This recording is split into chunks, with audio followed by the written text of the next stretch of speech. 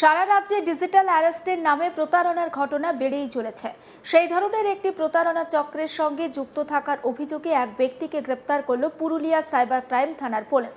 Purulia cyber crime থানার একটি police দল পূর্ব বর্ধমান জেলার কাটোয়া থানার অন্তর্গত ঘোষহাট এলাকার একটি গাড়ি পার্কিং স্থানে অভিযান চালায়। সেখান থেকে পূর্ব বর্ধমানের কাটোয়া থানা এলাকার ঘোষহাট গ্রামের বাসিন্দা বিমল কুমার পাটোয়ারি নামে এক ব্যক্তিকে গ্রেপ্তার করা হয়। পুলিশ সূত্রে জানা গিয়েছে, ধৃত ব্যক্তি একটি প্রতারণা চক্রের সঙ্গে যুক্ত।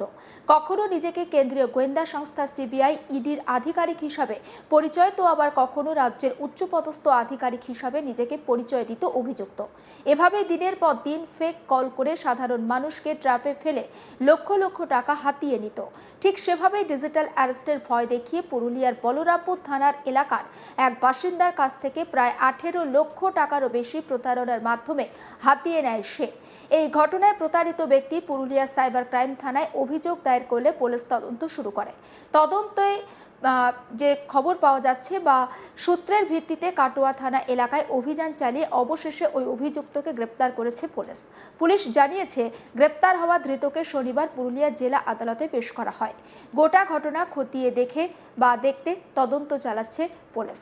এ বিষয়ে আমার কলিগ সত্যজিৎ ব্যানার্জির একটি রিপোর্ট তুলে ধরবো আপনাদের জন্য।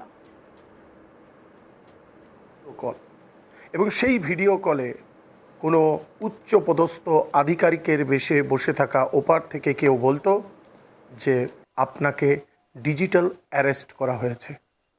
কখনো পরিচয় দিত কোনো কেন্দ্রীয় তদন্তকারী গোয়েন্দা সংস্থার নামে, অর্থাৎ CBI, ED, income tax department থেকে শুরু করে রাজ্যের বিভিন্ন উচ্চপদস্থ যারা রয়েছে তাদের নামে পরিচয় দিয়ে ফোন করা হতো সাধারণ মানুষকে, এবং কখনো ভিডিও কল করা হতো এবং ভিডিও কলের মাধ্যমে বলা হতো আপনাকে কোনো একটি নির্দিষ্ট কেসে আপনাকে গ্রেপ্তার করা হলো, ডিজিটালভাবে আপনাকে ডিজিটাল অ্যারেস্ট করা হলো।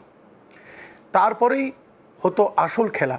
তারপরেই সেই ডিজিটাল অ্যারেস্টের কথা শুনেই ঘাবড়ে যেত অনেক সাধারণ মানুষ, এবং ঘাবড়ে গিয়ে তারা যখন, অর্থাৎ যারা এই প্রতারণা করছিল তারা টাকা চাইতো, অনেক বড় টাকার অঙ্ক, এবং সেই টাকার অঙ্ক দেওয়ার জন্য বলা হতো তাদের। কখনো কখনো সেই টাকার অঙ্ক এতটাই বেশি হতো যে মানসিকভাবে চাপ সৃষ্টি হতো সেই সাধারণ মানুষ। আবার কখনো ভয়ে সেই টাকা তাদের কাছে পাঠিয়েও দিয়েছে অনেক সাধারণ মানুষ। এমনই ঘটনা ঘটেছে পুরুলিয়া জেলার বলরামপুর থানার অন্তর্গত এক ব্যক্তির সাথে। সেই ব্যক্তির কাছ থেকে প্রায় 18 লক্ষ টাকা প্রতারকরা হাতিয়েছে।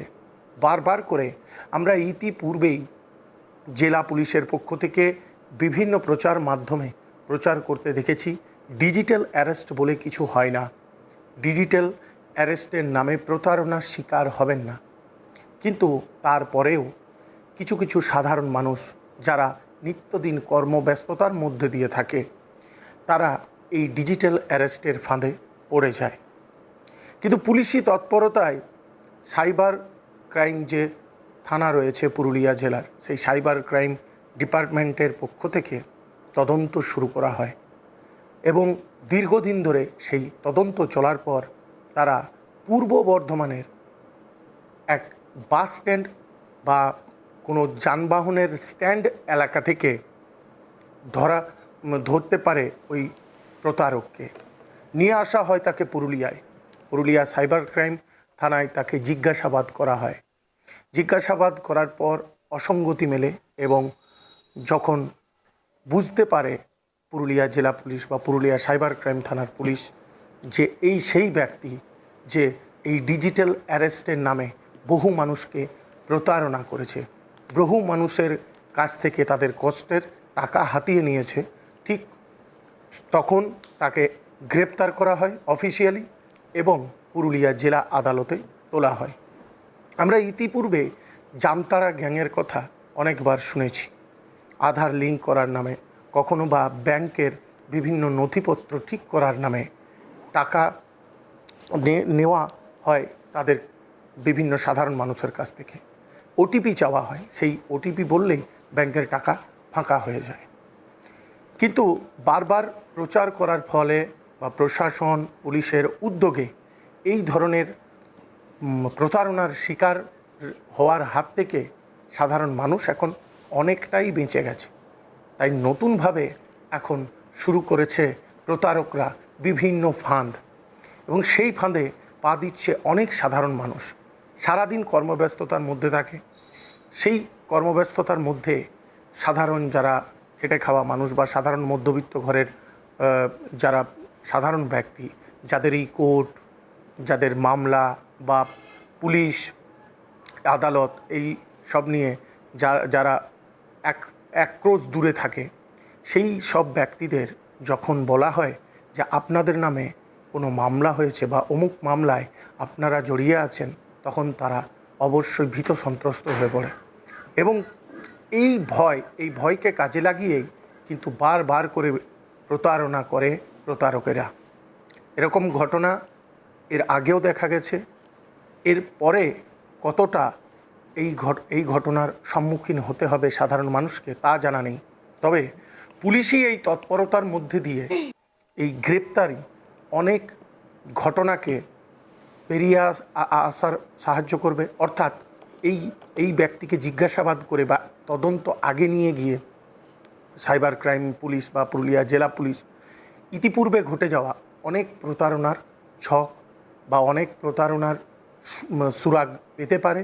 আগামী দিনে প্রতারণার যে ছক, সেই ছক বানচাল করতে পারে। মোটের উপর বলা যেতে পারে সাইবার ক্রাইমের এই প্রতারণার যে চক্র, সেই প্রতারণার চক্র কিছুটা হলেও আঘাত পেল এই ধৃত ব্যক্তির গ্রেপ্তারে। দেশের পাশাপাশি রাজ্যেও ডিজিটাল অ্যারেস্টের নামে প্রতারণার ঘটনা বেড়ে চলেছে। আর এই ধরনের একটি প্রতারণা চক্রের সঙ্গে যুক্ত থাকার অভিযোগে এক ব্যক্তিকে পুরুলিয়া সাইবার ক্রাইম থানার পুলিশ তারা গ্রেপ্তার করেছে। পুরুলিয়া সাইবার ক্রাইম থানার একটি পুলিশের দল পূর্ব বর্ধমান জেলার কাটোয়া থানার অন্তর্গত ঘোষহাট এলাকার একটি গাড়ি পার্কিং স্থানে অভিযান চালায়। সেখান থেকে পূর্ব বর্ধমানের কাটোয়া থানা এলাকার ঘোষহাট গ্রামের বাসিন্দা বিমল কুমার পটোয়ারি নামে এক ব্যক্তিকে গ্রেপ্তার করা হয়। পুলিশ সূত্রে যেমনটা জানা যাচ্ছে, ধৃত ব্যক্তি একটি প্রতারণা চক্রের সঙ্গে যুক্ত। কখনো নিজেকে তিনি কেন্দ্রীয় গোয়েন্দা সংস্থা সিবিআই ইডির আধিকারিক, তো আবার কখনো রাজ্যের উচ্চপদস্থ সরকারি আধিকারিক হিসাবে পরিচয় দিত। এভাবে দিনের পর দিন সে ফেক কল করে সাধারণ মানুষকে ট্র্যাপে ফেলে লক্ষ লক্ষ টাকা সাধারণ মানুষের কাছ থেকে হাতিয়ে নিত। ঠিক সেভাবেই ডিজিটাল অ্যারেস্টের ভয় দেখিয়ে পুরুলিয়ার বলরামপুর থানা এলাকার এক বাসিন্দার কাছ থেকে প্রায় 18 লক্ষ টাকারও বেশি প্রতারণার মাধ্যমে হাতিয়ে নেয় অভিযুক্ত। ঘটনায় প্রতারিত ব্যক্তি পুরুলিয়া সাইবার ক্রাইম থানায় অভিযোগ দায়ের করলে পুলিশের তদন্ত শুরু হয় এবং অবশেষে পুলিশ তাকে গ্রেপ্তার করে। নানান খবরের আপডেটের জন্য নজর রাখুন আজ তাক বাংলায়। সাবস্ক্রাইব করতে ভুলবেন না।